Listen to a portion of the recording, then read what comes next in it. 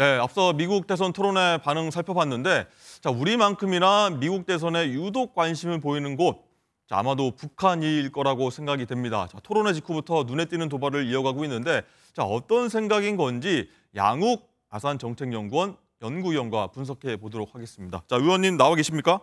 예, 안녕하세요. 네, 안녕하십니까?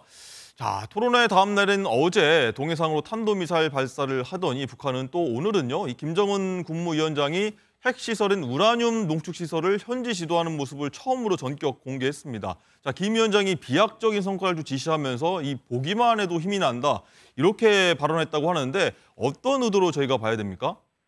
일단 지금 김정은이 보여주고 있는 것은요, 북한이 이미 핵 보유국이고 많은 핵탄두를 생산하고 있다라는 메시지를 꾸준히 보내고 있어요. 특히 이제 2021년 8차 당대 이후에 핵무기를 굉장히 다양히 늘려라, 그다음에 전술핵을 집중해라라고 얘기를 하고, 2022년 말부터는 그야말로 기하급수적으로 핵탄두를 늘려라라는 얘기를 하면서 여태까지 저거는 굉장히 많이 보여줬습니다. 이제 투발 수단, 미사일 같은 거라든가 이런 미사일 운반 수단 같은 것들은 굉장히 다양히 보여줬고, 그 다음에 사실 핵탄두 모형도 한번 공개했죠, 2023년에.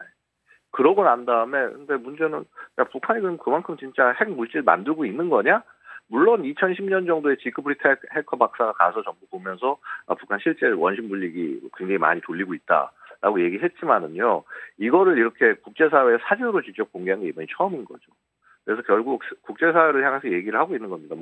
국제사회, 한국, 특히나 미국에 대해서, 네, 자, 우리 이만큼 생산 능력 가지고 있다라고 얘기를 하는 거죠. 그렇군요.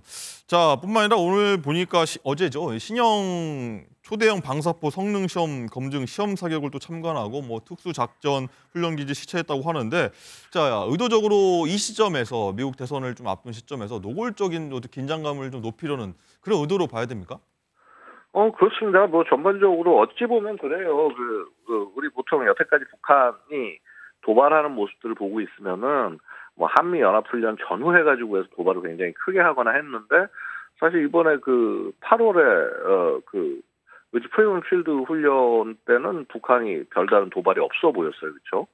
근데 이게 결국 뭐냐면 북한 7월 말에 엄청난 수해 때문에 8월에는 아마 대응할 정신도 없었을 겁니다. 그래서 8월에는 오물풍선도 딱 한 차례밖에 북한이 못 날렸었고요.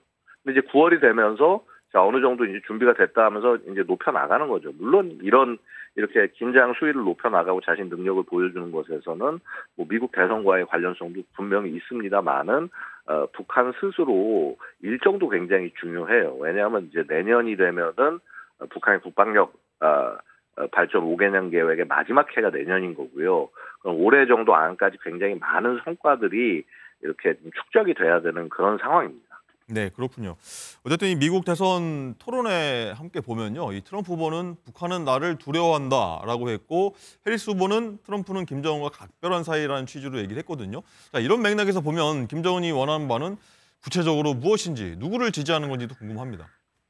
글쎄, 특별히 누구를 지지한다, 지지하지 않는다라고 말하기는 쉽지 않습니다만요. 네. 김정은 입장에서는 역시 한번 자신과 이렇게 협상의 타결 전까지 갔었던 트럼프 쪽이 훨씬 더 적절한 상대라고 생각을 할 겁니다. 실제 트럼프도 지난 대선 후보 수락 연설에서도 핵만이 가진 사람하고 친해서 나쁠 거 없다, 나 김정은이랑 친하다, 이런 식의 얘기들을 했었거든요. 당연히 북한 입장에서는 그래도 그나마 역대 미국의 대통령들과는 달리 북한을 이렇게 이제 독재자, 저렇게 얼굴 같이 대할 수 없는 독재자, 이렇게 바라보지 않고 자기하고 얘기를 한 번이라도 했었던, 몇 차례 얘기를 했었던 트럼프 쪽을 훨씬 더 편하게 여길 가능성이 있다라는 거죠. 네, 어쨌든 김정은 같은 경우에는 트럼프를 좀 거리두기 하는 그런 발언을 한 바 있는 것도 기억이 나는데 한번 지켜보도록 하겠고요. 자, 그리고 북한을 둘러싼 이 상황을 보면 러시아와 무기 거래 등으로 이제 밀착을 하면서 반대로 또 중국과는 좀 소원해진 그런 이상기를 보이고 있는데, 자, 이런 상황에서 오늘 이 중국이요, 이 북한 해상 밀수품까지 적발하고 압류하는데, 심지어는 김정은 사용 물품까지 압수하고 돌려주지 않고 있다, 이런 보도가 나왔는데, 이건 어떻게 해석을 해야 됩니까?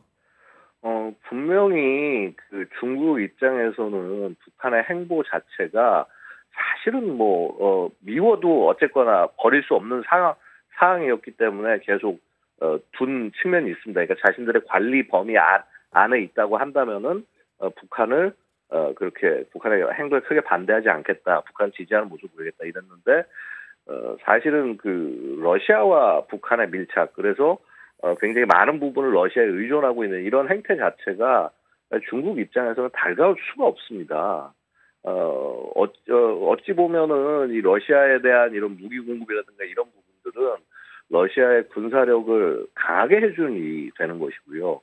물론 이게 상당 부분 우크라이나 전선에서 소모하고 있다고 하지만은 어쨌거나 지금 전쟁 어느 정도 정리되는 모습이 되고 전후에 러시아군을 다시 재건하게 되면은 러시아 군사적 위협이 올라가면 중국도 위협이 되는 건 맞거든요. 여러 가지 측면들, 즉 자신들의 관리가 가능한 범위 안에 북한이 들어오지 않는 부분에 대한 그런 몽리다, 이렇게 표현할 수 있을 것 같습니다. 알겠습니다. 자, 미국 대선을 보는 북한 그리고 주변국들 상황까지 한번 쭉 지켜봤습니다. 자, 양욱 의원님 여기까지 듣겠습니다. 말씀 감사합니다. 예, 감사합니다. 네.